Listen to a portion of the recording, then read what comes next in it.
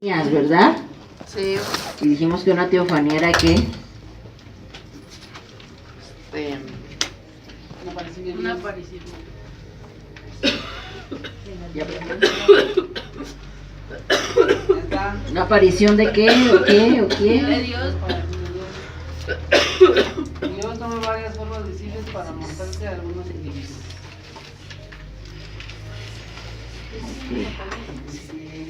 Y habíamos visto el pasaje en Génesis 18, ¿verdad? Cómo esos tres varones se aparecieron a Abraham, pero al mismo tiempo, ¿verdad? Dice la palabra que era Jehová. Entonces, allí es una revelación de Dios, ¿verdad?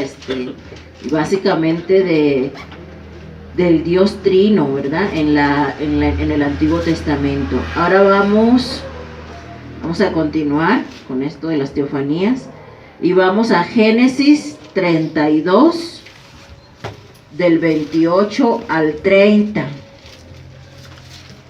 Dice la palabra: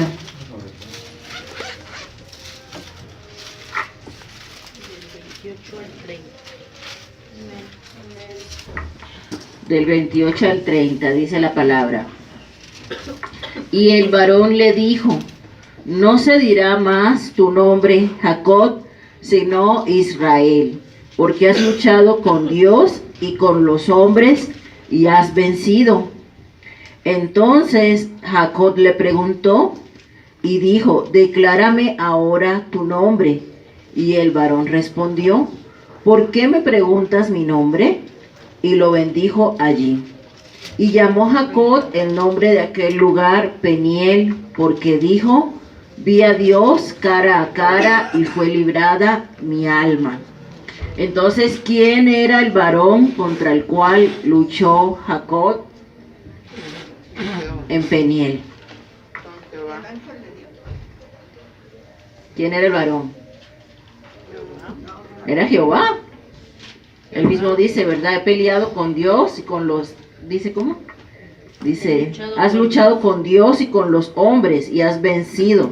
El mismo varón le dice, pues has luchado con Dios, ¿verdad? Entonces esto es una teofanía. Y habíamos quedado aquí cuando el Señor le dice, y llamó Jacob el nombre de aquel lugar Peniel, porque dijo: vi a Dios cara a cara y fue librada mi alma. ¿Cómo podemos explicar eso? Ya se los expliqué, a ver si se acuerdan. Cuando dice la palabra que Jacob vio a Dios cara a cara, ¿qué es lo que quiere decir la escritura? Que literalmente Jacob vio a Dios cara a cara. ¿Se puede eso? No, ¿verdad? Porque quedamos en que no puede ser, porque Dios, ¿verdad?, es espíritu. Entonces, como tal, no lo podemos ver. Y quedamos en que cuando aparecen estas figuras, ¿verdad?, en la palabra de Dios, de que vio a Dios cara a cara, de que lo tomó de su mano, de que le vio la espalda, es lo que en hermenéutica, que es la ciencia que estudia la interpretación bíblica, se llama un antropomorfismo. ¿Sí? No se les olvide, eso es un antropomorfismo, cuando la palabra da a Dios formas de un ser humano. ¿Y eso lo hace con qué finalidad? Con la finalidad de que nosotros podamos entender, ¿sí? Porque pues obviamente Dios es espíritu, ¿verdad? La misma palabra lo dice. Entonces Dios no tiene manos, no tiene pies, así como nosotros. Sin embargo, la Biblia así lo explica, ¿verdad? Dios en la inspiración, ¿verdad?, cuando el Espíritu Santo inspiró a estos autores humanos, así lo expresó para que nosotros podamos entender. ¿Y qué es lo que quiso ver esto? ¿Qué es lo que quiere decir esto? Que hubo un nivel tanto, ¿verdad?, de intimidad en ese momento entre Jacob, ¿verdad?, y Dios, porque recuérdense que Jacob decía: yo no me voy hasta que tú me bendigas, ¿no? Y luchó por la bendición, dice: yo no me voy, ¿verdad? No me voy hasta que me bendigas, ¿no? Y fue tanta su lucha, ¿verdad?, por esa bendición: yo no me voy, ¿verdad?, que la Biblia dice que el Señor le dice, ¿verdad?, dice Jacob: he visto a Dios cara a cara, ¿verdad?, y fue librada mi alma. O sea, fue un un nivel tan, ¿verdad? De Jacob, luchar, ¿verdad? Por esa presencia y por esa bendición de Dios sobre su vida, que Dios le dice, ya no vas a estar solo, porque recordemos que Jacob, la verdad esto es muy profundo, porque nosotros vemos, si nosotros conocemos la historia de Jacob, y que precisamente el miércoles en el estudio, ¿verdad? Con la profecía de Abdías, veíamos algo sobre esto, vemos a un Jacob que se le llamó usurpador, porque desde el vientre de su madre luchaba con su hermano Esaú, ¿verdad? Y cuando nacen los bebés, veíamos que dice la palabra que Jacob nace agarrado del talón del hermano, ¿verdad? Del talón de su hermano mayor, que era Esaú. Posteriormente, Esaú le vende la primogenitura a Jacob. Y al final de la vida de Isaac, ¿verdad? Cuando iba a bendecir a sus hijos, vemos cómo Jacob usurpó el lugar de su hermano Esaú para obtener la bendición de su padre. Ya se acuerdan que les expliqué, ¿verdad? Y cuál era la diferencia entre la bendición y la primogenitura. Entonces este hombre, pues, estaba destinado prácticamente, ¿verdad? A ser ese patriarca, ese tercer patriarca después de Abraham y de Isaac. Y Dios le reiteró a Jacob la promesa que le había hecho a Abraham y a Isaac su padre. Y aquí vemos, ¿verdad? Que por fin, después de ser un usurpador, después de que tuvo enemistad con su hermano, y después de querer Jacob tanto tiempo hacer las cosas por sus propias fuerzas, ¿sí? Porque él quería esa bendición, pero estamos de acuerdo en que lo hizo en sus propias fuerzas. En sus propias fuerzas se hizo pasar por su hermano, en sus propias fuerzas compró esa primogenitura, en sus propias fuerzas luchó. Pero cuando tuvo este encuentro con el Señor, que fue cuando realmente, ¿verdad? Jacob tuvo un encuentro con el Señor le dice, ya no te vas a llamar Jacob, ya no te vas a llamar usurpador, ahora te vas a llamar Israel. ¿Por qué? ¿Qué le quiso decir el Señor con eso? Ya no vas a luchar en tus propias fuerzas, ahora todo lo que hagas va a ser conmigo. Ahora todo lo que hagas va a ser con mi guía, bajo mi mano. Eso es lo que quiere decir Israel, ¿sí? Un pueblo, ¿verdad? Que está luchando, pero no en sus propias fuerzas, sino con la ayuda del Señor siempre, ¿sí? Entonces imagínense, o sea, cómo fue tan fuerte esa lucha que Jacob tuvo por la bendición, ¿verdad? Que en ese momento el Señor hasta le cambia el nombre, ¿no? Entonces vamos a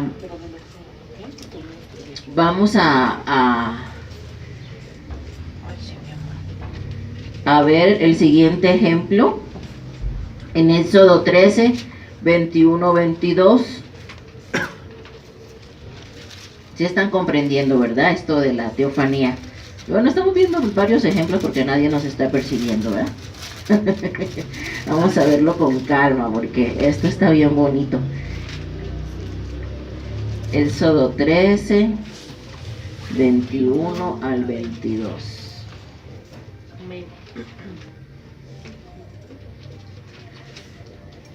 Dice la palabra, y Jehová iba delante de ellos de día en una columna de nube para guiarlos por el camino, y de noche en una columna de fuego para alumbrarles, a fin de que anduviesen de día y de noche. Nunca se apartó de delante del pueblo la columna de nube de día, ni de noche la columna de fuego. Fíjense, qué hermoso la presencia de Dios desde que el pueblo de Israel salió de la esclavitud en Egipto. Nunca los dejó, nunca el Señor dejó a su pueblo. Imagínense que es inclemente calor, ¿verdad? Así como el que está haciendo ahorita, o yo creo que allá peor porque es desierto, muchísimo peor, ¿no? Que el calorcito que está haciendo aquí al mediodía, y que tú salgas, ¿verdad? Y veas esa columna de nube que se posa sobre ti para darte sombra, y que no te fatigues. Y luego en la noche, ¿verdad? Que está todo oscuro, porque en el desierto pues está todo oscuro, ¿no? No había luz eléctrica, no había nada, ¿verdad? Y en la noche el Señor estaba delante de su pueblo como una columna de fuego,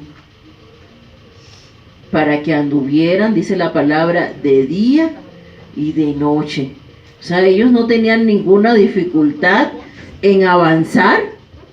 El Señor mismo estaba con ellos con la finalidad de que avanzaran hacia su propósito, que era la tierra prometida. Y estaba con ellos en el día y en la noche, en el día y en la noche, ¿verdad? Y ellos sabían que esa nube era la presencia de Dios, porque nosotros vemos, ¿verdad?, que cuando por fin se construye el tabernáculo en el monte Sinaí, ¿qué dice la palabra? Que a donde la nube se movía, ¿verdad?, el pueblo iba, ¿verdad?, hacia donde Dios los guiara. Ellos sabían, o sea, tenían esa plena conciencia de que esa columna de nube era la presencia misma de Dios. Y dice la palabra, ¿verdad?, que a donde se movía la nube, allí iban ellos, ¿verdad?, y desarmaban todo su tabernáculo y sus tiendas, y ahí van siguiendo la nube. Y es la misma presencia de Dios que está con nosotros hoy. Dios está con nosotros. Leía yo una reflexión y el problema, ¿saben cuál es, hermanos? ¿Saben cuál es nuestro problema? Que a veces nos agobiamos tanto con los problemas, nos agobiamos tanto con las actividades del día a día, nos enfocamos tanto nuestra mirada en los problemas, que perdemos de vista a Dios. Pero Él siempre está, Él prometió que su presencia iba a estar con nosotros siempre. Y ya vimos, ¿verdad?, en la clase pasada, que Dios es un Dios inmutable, Dios no cambia. Así que si Él dijo, ¿verdad?, que su presencia iba a estar con nosotros, su presencia está con nosotros. Pero nosotros a veces vivimos como si Dios no estuviera. Perdónenme, hermanos. Estoy hablando de las teofanías, pero es que me pongo a pensar, ¿verdad? O sea, cómo nosotros a veces vivimos como absortos, ¿verdad?, en la vida diaria, como si Dios no estuviera, y Dios siempre está ahí. Dios siempre está ahí, y así como estuvo con su pueblo en medio de ese desierto, como columna de nube y como columna de fuego, así está con nosotros hoy. Su esencia no ha dejado de ser, Él sigue, ¿verdad?, con nosotros. Vamos a ver un último ejemplo, o sea, si no, no vamos a avanzar. Vamos a Isaías 6:1.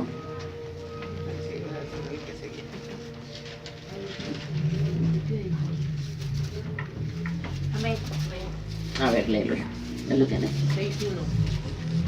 En el año que murió el rey Uzías, vi yo al Señor sentado sobre su trono alto y sublime, y sus faldas llenaban el templo. Esa fue la visión que el profeta Isaías, que ya pronto lo vamos a ver, ¿verdad? Nos falta, creo, 1 o 2 miércoles para que entremos con Isaías. El profeta Isaías tiene una visión de Dios en el cielo, amén. Pero bueno, cuando vimos sobre la doctrina de la Biblia, vimos que el Señor se ha revelado de muchas formas, ¿verdad? Y siempre se los he repetido. El Señor se ha revelado a su pueblo de muchas formas y de muchas maneras. Así dice la carta a los Hebreos. De muchas formas y de muchas maneras. La primera revelación fue la revelación general, que se trata de ¿qué? Eso ya se los he enseñado. ¿De qué se trata la revelación general? Ajá. Pero habla fuerte. Pues ya si te equivocaste, pues ya ni modos, ¿verdad? de la creación, ¿cierto? La revelación general es la forma como Dios se reveló a nosotros a través de la creación, ¿verdad? Siempre que vemos el universo, siempre que vemos la naturaleza, decimos nosotros, hay un Dios, ¿verdad? Y ese Dios se reveló a los hombres. Pero también habíamos visto que cuando Dios se reveló a los hombres por medio de esa revelación general, a través del universo, a través de la creación, ¿qué hicieron los hombres? Dice la carta a los romanos, adoraron más a las criaturas que al Creador, ¿verdad? Y entonces en lugar de que dijeran, bueno, vamos a adorar al Dios que hizo los cielos y la tierra, dijeron, no, pues vamos a adorar al río, vamos a adorar al sol, a la luna, y surgieron, ¿verdad? Desde la antigüedad,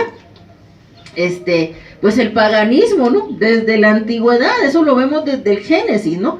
De la misma tierra que salió Abraham, Ur de los Caldeos, era una tierra pagana, donde la diosa Luna, ¿verdad? Era la que más adoraban ahí en Ur de los Caldeos. Entonces, ¿qué hicieron las personas? Adoraron más a las criaturas que al Creador, dice la palabra. Entonces, el Señor, ¿verdad?, se reveló a los hombres a través de su palabra. Y vemos desde el Éxodo que el Señor le dice a Moisés, escribe en un libro todas estas cosas que yo te digo, ¿verdad?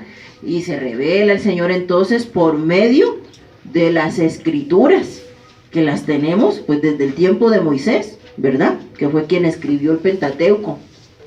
Posteriormente, Dios, ¿verdad?, se reveló a los hombres en su máxima expresión y se reveló a través de su Hijo, Jesucristo. Y dice la palabra, vamos a ver Juan 14:9, alguien que me apoye con Juan 14:9. Y otra persona con Colosenses 1:15. A ver quién tiene Juan 14:9. Amén.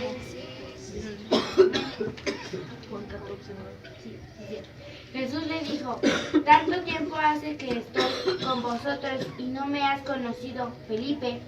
El que me has visto a mí, has visto al Padre. ¿Cómo pues dices tú, muéstranos el Padre? Amén. Entonces Jesús dice, el que me ha visto a mí, ha visto al Padre. Por eso es que dice allí, una manifestación visible de Dios muchísimo más grande que cualquier teofanía en el Antiguo Testamento fue en la persona de Jesucristo mismo. Amén. Colosenses 1:15, ¿qué dice? Amén. Él es la imagen del Dios invisible, el primogénito de toda creación. Amén. Él es la imagen del Dios invisible, el primogénito de toda la creación. Hebreos 1:3.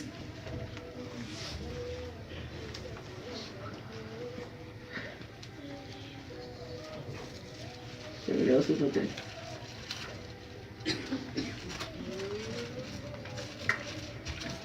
El cual, siendo el resplandor de su gloria y la imagen de su sustancia, y quien sustenta todas las cosas por la palabra de su poder, habiendo efectuado la purificación de nuestros pecados por medio de sí mismo, se sentó a la diestra de la majestad en las alturas. Amén.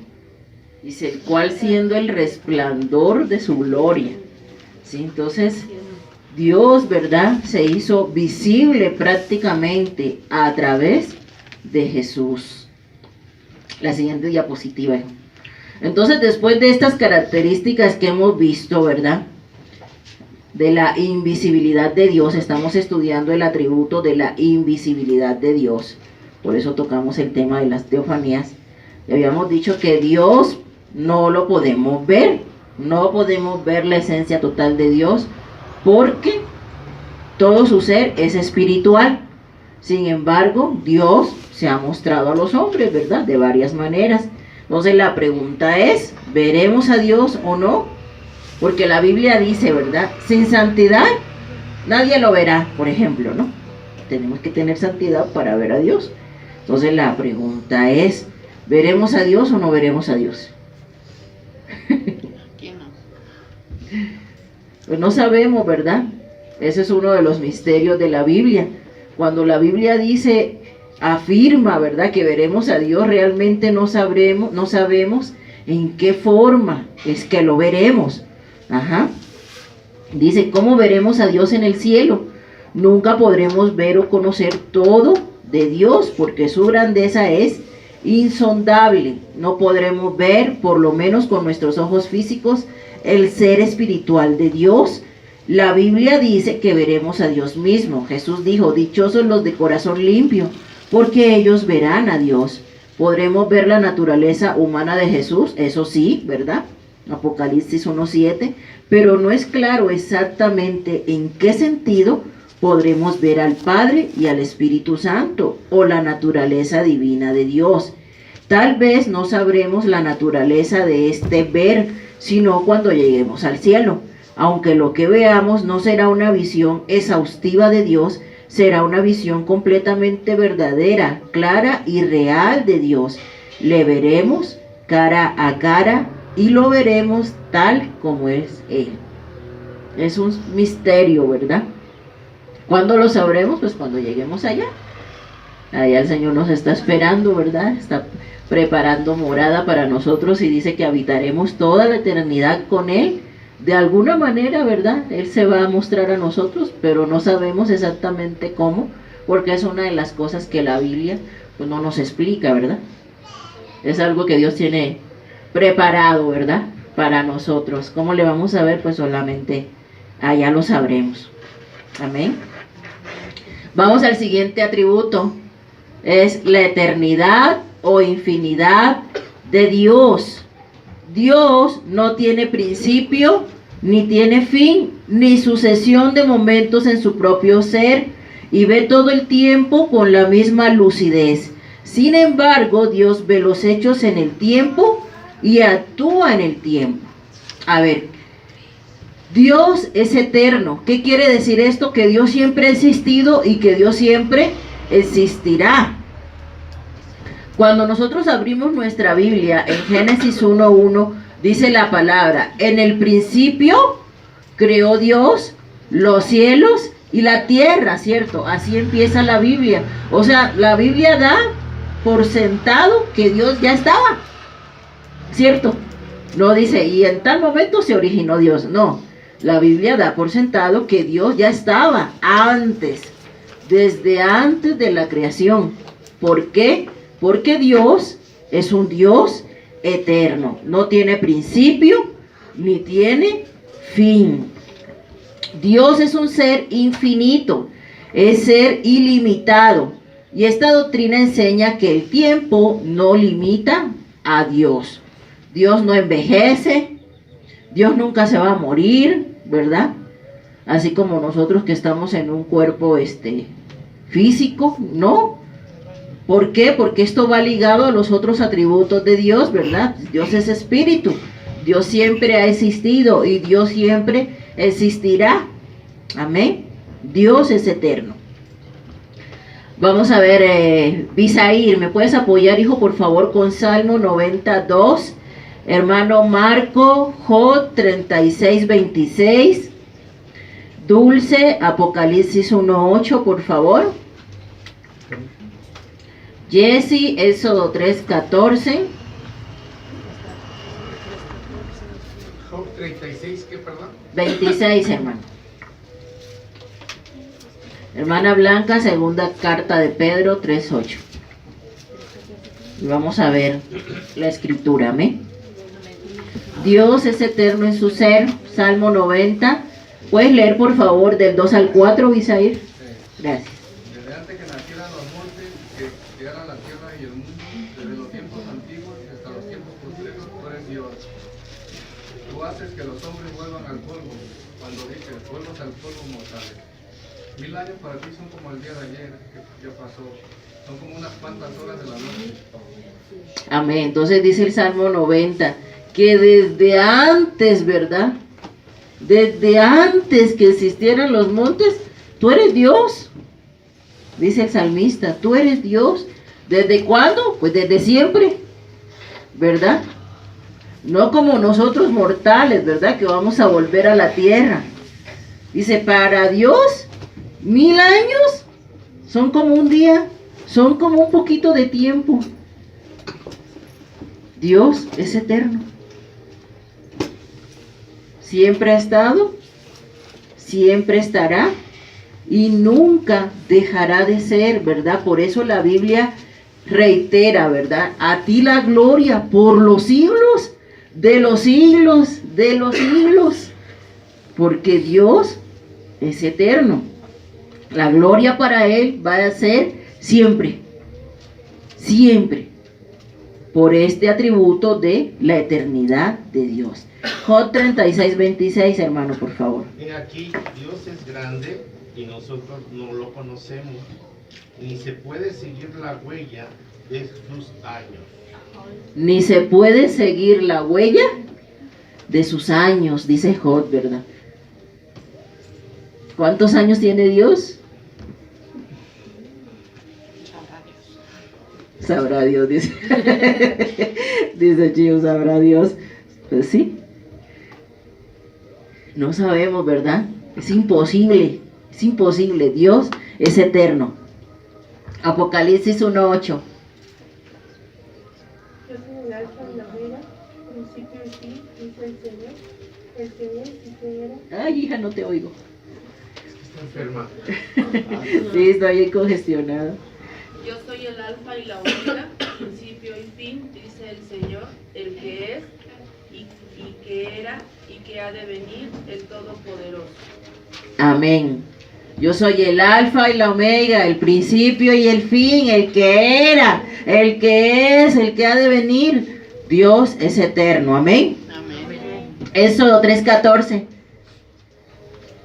Y respondió Dios a Moisés, yo soy el que soy, y dijo, así dirás a los hijos de Israel, yo soy, me envió a vosotros. Amén. ¿Se acuerdan cuando vimos los nombres de Dios?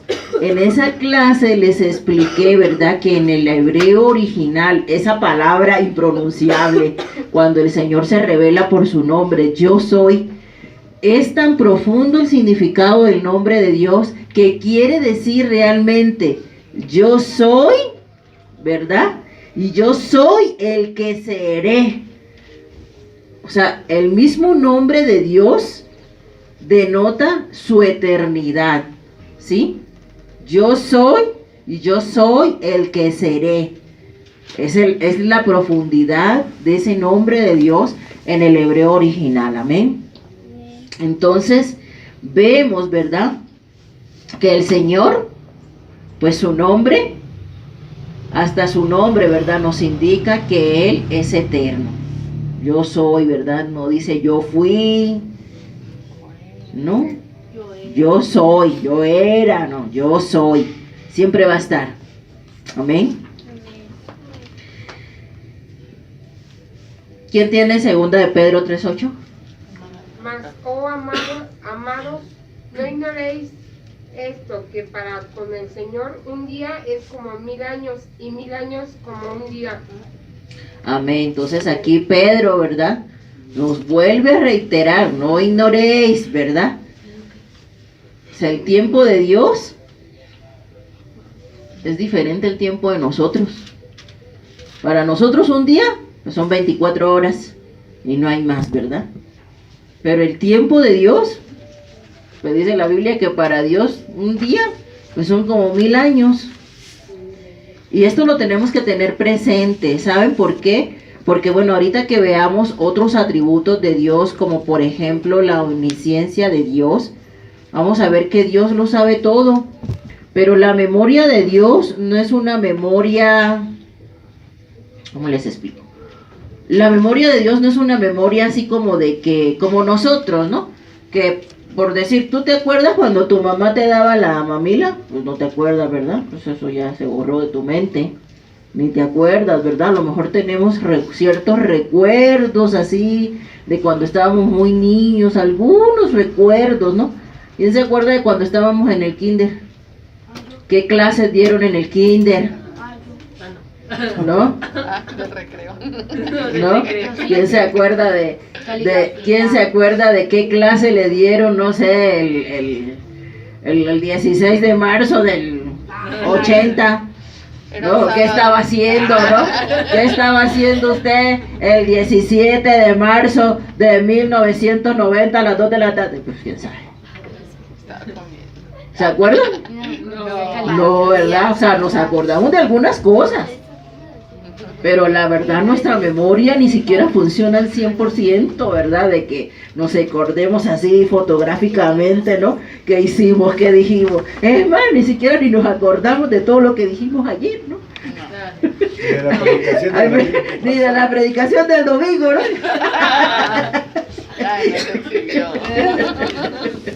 Entonces, pero Dios, ¿verdad? Que todo lo sabe, Él vive siempre todo en su mente está como si fuera el presente. Pero a lo que quiero que reflexionen es cómo los atributos de Dios van engranados, ¿verdad? Uno con otro, uno con otro. ¿Se acuerdan cuando hablábamos de la unicidad de Dios, ¿verdad? O sea, que no podemos decir que hay un atributo en mayor proporción que otro, ¿verdad? Dios es tan eterno, ¿verdad? Así como es tan santo, así como es tan infinito, ¿sí? Entonces, todo va ligado. Entonces, estos versículos hablan de la relación de Dios con el tiempo de una manera que nosotros ni sabemos ni podemos experimentar. Dios ve los acontecimientos en el tiempo y actúa en el tiempo. Amén. Ahora vamos al siguiente, no pongan la diapositiva todavía, al siguiente atributo de Dios.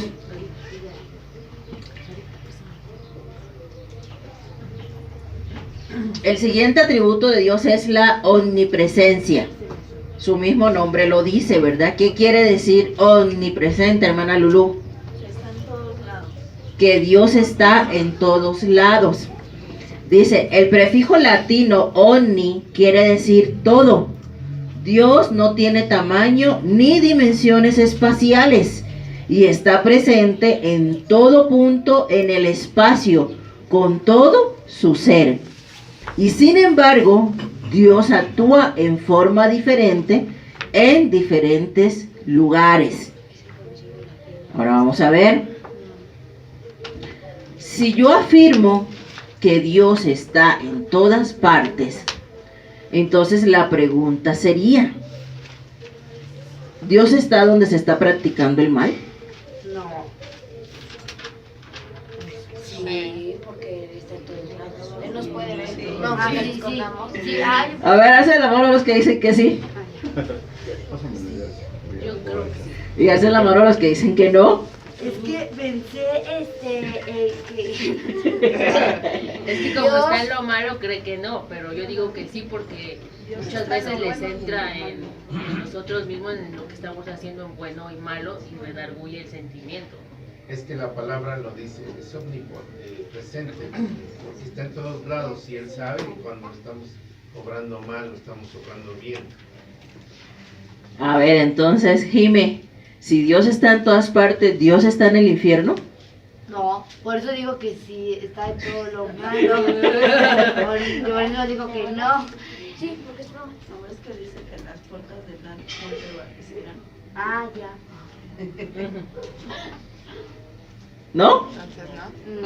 No sé, yo digo que no. Y entonces, si nosotros decimos que Dios está en algunos lugares sí y en otros lugares no, entonces Dios no es omnipresente. Entonces, eso no es. ¿Mm? Si yo digo que Dios está en todas partes, pero que en el infierno no está, entonces ¿Dios es omnipresente o no es omnipresente? Estamos quitando su atributo. Bueno, si pasara por el infierno, pues vería cómo están las cosas.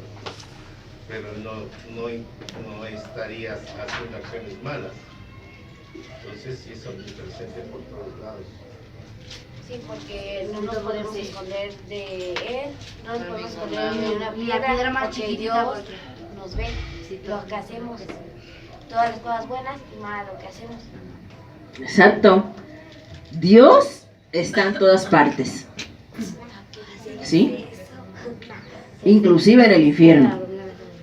Y les voy a decir por qué. Porque se los acabo de decir. Cuando les di la definición de omnipresente, les dije, Dios está en todas partes. ¿Cuál es la diferencia? Dios está en cada lugar como un propósito diferente. Se lo voy a volver a leer. Es que no me estaban prestando atención. Dice, el prefijo latino omni quiere decir todo. Dios no tiene tamaño ni dimensiones espaciales y está presente en todo punto en el espacio con todo su ser. Y sin embargo, Dios actúa en forma diferente en diferentes lugares. ¿Qué quiere decir eso? Dios está en todas partes, pero Dios puede estar en un lugar para bendecir y Dios puede estar en otro lugar para llevar justicia, y ahorita lo vamos a ver bíblicamente. Amén. A ver, entonces Dios es Señor del espacio porque Él lo creó. Génesis 1:1, ¿qué dice? En el principio creó Dios los cielos y la tierra. Tan. Dios está en el espacio porque Dios lo creó. Dios es el dueño del espacio. A ver, ¿quién me busca rápidamente? Deuteronomio 10:14, por favor. Amén. Dice, he aquí de Jehová tu Dios son los cielos, y de los cielos, la tierra y todas las cosas que hay en ella. Dice, de Jehová Dios es el cielo, ¿verdad? Deuteronomio, ¿qué dijo? 10:14.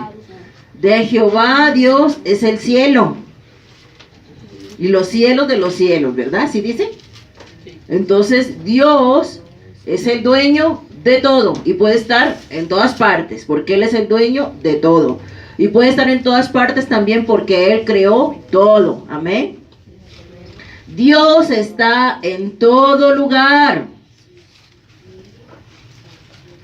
Hay una alabanza viejita que dice, ¿a dónde huiré de tu presencia? ¿Sí la han escuchado? Si en todos mis caminos estás tú, ¿a dónde me iré de tu espíritu? Si tú estás ahí, tú estás y yo voy a lo último del universo. Tú estás ahí, tú estás, si yo voy hasta lo profundo de la mar, tú estás ahí. ¿A dónde nos vamos a esconder de Dios? ¿A dónde? A donde nosotros vayamos, ahí está el Señor. Amén. Dice, Dios está en todo lugar. Jeremías 23, del 23 al 24. ¿Quién lo tiene? Yo soy yo Dios, de cerca solamente dice Jehová y no Dios desde muy lejos. ¿Se ocultará alguno, dice Jehová, en escondrijos que yo no lo vea? No lleno yo, dice Jehová, en el cielo y la tierra. Amén. ¿No? ¿Soy yo acaso Dios de lejos? Yo soy Dios de lejos y Dios de cerca, dice el Señor. ¿Quién se esconderá de mí? ¿A dónde, verdad? ¿En cuál escondrijo irá el hombre que yo no lo encuentre? Dice el Señor. Dios está en todas partes. ¿Saben qué es lo que pasa, amados hermanos? Que nosotros vivimos tan engañados, pero tan engañados. A veces somos tan vivos, pero tan inocentes, tan inocentes. ¿Y qué es lo que sucede cuando estamos mal delante de la presencia de Dios? Síntoma número 1, dejamos de venir a la iglesia, ¿cierto? ¿Por qué? Porque pensamos, no, ahí está Dios, ¿verdad? Y ahí luego voy a sentir mal. Pero Dios está en todas partes. Eso no tiene sentido, amados hermanos. Que dejes de venir a la iglesia porque te equivocaste. Eso no tiene sentido. Porque Dios está aquí y Dios está en tu casa también. O a veces decimos, ay, voy a hacer esto, pero aquí en el escondidito donde yo creo que nadie me ve. Aquí en lo escondido de mi cuarto yo voy a estar haciendo esto, voy a estar viendo esto en mi celular, porque aquí nadie me ve. Ni los pastores, ni mi esposo, ni mis padres, aquí nadie me ve. Ay, qué engañados estamos, hermanos. Si te están viendo los ojos más grandes que rodean toda la tierra, los ojos de Dios. ¿A quién queremos engañar? ¿Verdad? ¿Qué hicieron Adán y Eva cuando pecaron? Se escondieron de Dios, ¿verdad? Y ahí va Dios, ¿verdad? En el jardín del Edén. Adán, Eva, ¿dónde están? Adán y Eva sí, ¿verdad? Escondidos. Es que escuchamos que venías y tuvimos temor de ti. ¿Por qué? Es un engaño, ¿verdad? Del hombre mismo pensar que puede esconderse de Dios. Usted se puede esconder de quien usted quiera. De quien usted quiera, usted se puede esconder. De la policía, del pastor, de su esposa, de su papá, de su mamá, de sus amigos, de los hermanos de ley. Usted se puede esconder de quien quiera en esta vida, pero de Dios jamás se va a poder esconder. Delante de la presencia de Dios estamos completamente desnudos, dice la palabra. Delante de la presencia de Dios estamos desnudos. El Señor Todopoderoso escudriña nuestras mentes, conoce lo más profundo de nuestros corazones. Es más, dice la palabra, el Señor Dios Todopoderoso es el único que sabe cuántos pelitos tiene usted en la cabeza. A esa magnitud nos conoce el Señor. Entonces, ¿a quién queremos engañar? Salmo 139 del 7 al 10. ¿A dónde me iré de tu espíritu? ¿Y a dónde huiré de tu presencia? Amén. Si subiere a los cielos, ahí estás tú, y así en el Seol hiciere mi estrado. He aquí, ahí tú estás. Ahí detente, hija. ¿Qué dice el Salmo? Si en el Seol hiciere mi estrado, tú ahí estás. Eso nunca lo habían leído, ¿verdad? Porque no contestaron. ¿Qué más dice? ¿Cuál es el Seol? El infierno, el Hades. ¿Qué más dice, hija? Si tomare las alas del alba y habitare en el extremo del mar, aún ahí me guiará tu mano y me asirá tu diestra. Amén. Dice, aún ahí, ¿verdad? Aún ahí en el extremo del mar, aún ahí me tomará tu mano y me asirá tu diestra, dice la palabra. Dios está en todas partes, hermano. Usted no se puede esconder de Dios, ni en el mar, ni debajo de la tierra, ni en ningún lugar. Amén. Dios está en todas partes. Dios no tiene dimensiones espaciales. Primer libro de Reyes 8:27, vale, porfas. Isaías 66, 1, 2, hermana Nubia. Hechos 7:48, Tere.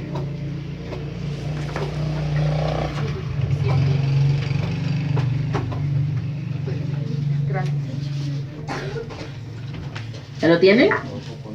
Primera de Reyes 8:27. Anaí, vete preparando con Amós 9 del 1 al 4.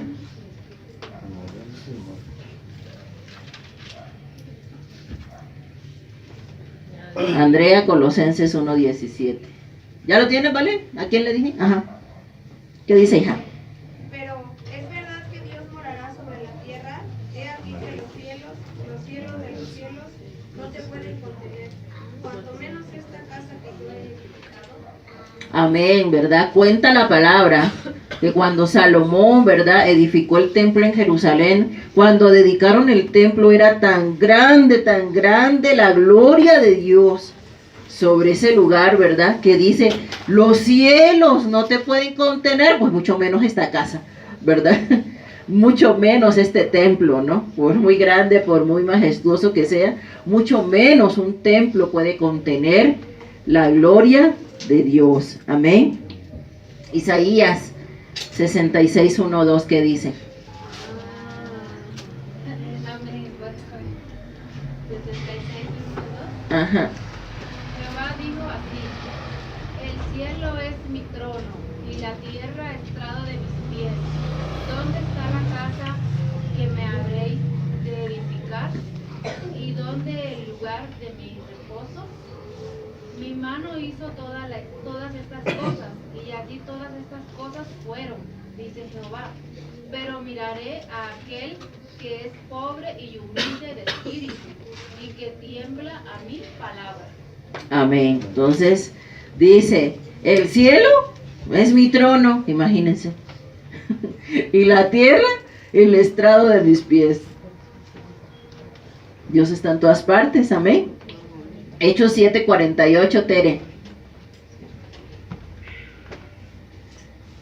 Si bien el Altísimo no habita en templos hechos de mano, como dice el profeta, el cielo es mi trono y la tierra es el estrado de mis pies. ¿Qué casa me edificaréis? Dice el Señor. Amén. Sí, entonces no hay nada, no hay ni siquiera ni un templo, ¿verdad? Que uno dice, no, pues aquí está encerrado Dios. No, o sea, nadie, nada, ¿no? Nada puede contener, ¿verdad? La presencia de Dios, amén. Dios puede estar presente para castigar, para sustentar o para bendecir. Amós 9, del 1 al 4, ¿qué dice Anaí?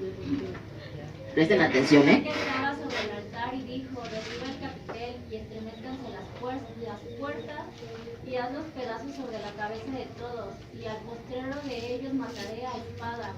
No habrá de ellos quien huya ni quien escape. Aunque cavasen hasta el Seol, de allá los tomará mi mano, y aunque subieren hasta el cielo, de allá los haré descender. Si se escondieran en la cumbre del Carmelo, allí los buscaré y los tomaré.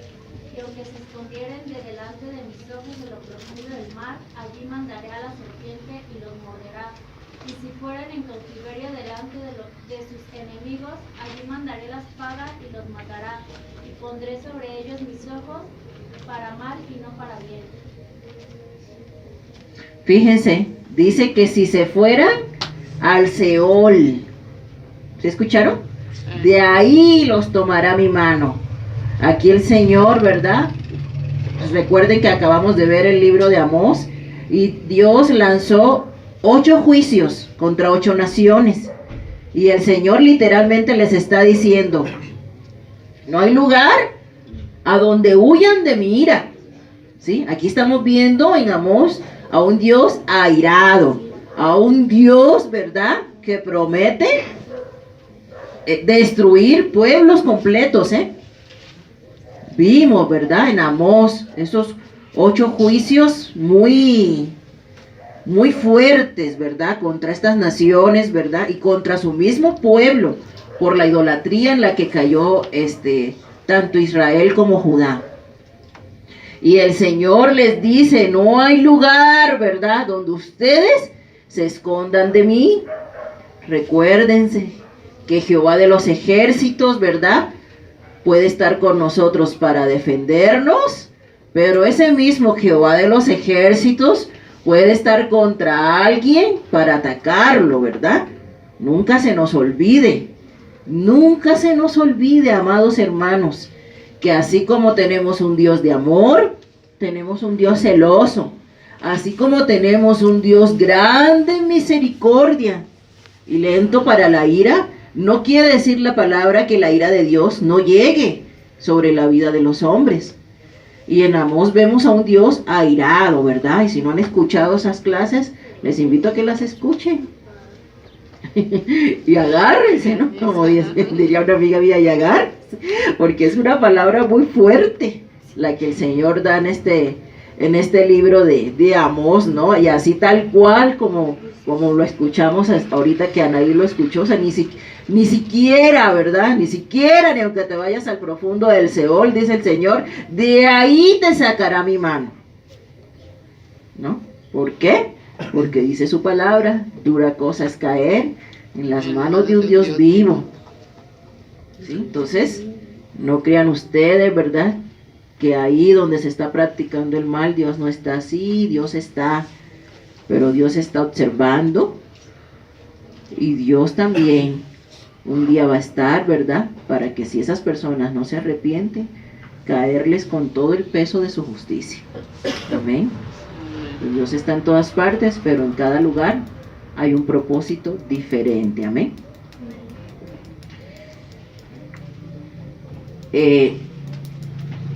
Colosenses 1:17, ¿alguien lo tiene? ¿Qué dice, hija? Dice que Él es Hágala. antes de todas las cosas, y todas las cosas en Él subsisten. Todas las cosas en Él subsisten y Él subsiste en todas las cosas. Dios está en todas partes. Salmo 16:11. Me mostrarás la senda de la vida y en tu presencia hay plenitud de gozo, delicias a tu diestra para siempre. En tu presencia hay plenitud de gozo. En tu presencia, delicias a tu diestra. Por siempre y para siempre. ¿No? Lo dice la Biblia. Y lo dice Jaime Murrell. Por siempre y para siempre. En tu presencia, ¿verdad? Hay plenitud de gozo. Entonces, hermanos, Dios está en todas partes. Dios puede estar en tu vida, ¿verdad? Para traerte esa plenitud de gozo. Dios puede estar en tu vida para traerte esa plenitud de gozo. Dios puede estar en tu vida para corregirte, ¿sí? Así como la misma palabra, ¿verdad? Nosotros aprendemos en Timoteo que es una sola palabra, ¿estás de acuerdo? Es una sola palabra, pero tiene varios propósitos, ¿verdad? A lo mejor la palabra de hoy, que hoy vamos a escuchar, ¿verdad? Que no sabemos cuál es. A alguien le va a hablar para corrección, a lo mejor a alguien le va a hablar para consolación, a lo mejor a alguien le va a hablar para instrucción, a lo mejor a alguien le va a dar, ¿verdad? Para exhortación, a lo mejor a alguien le va a hablar para edificación. A todos nos va a hablar la misma palabra, pero no en todos los corazones esa misma palabra se va a ministrar igual, ¿verdad? Eso es lo mismo. Dios está en todas partes, pero no está en todas partes con el mismo propósito o con el mismo objetivo, ¿verdad? Está en unos lugares para unas cosas, ¿verdad? Para castigar, en otros lugares para sustentar, en otros lugares para bendecir. Amén. Pero Dios está en todas partes. ¿Está claro, hermanos? Vamos a orar. Pónganse sobre sus pies.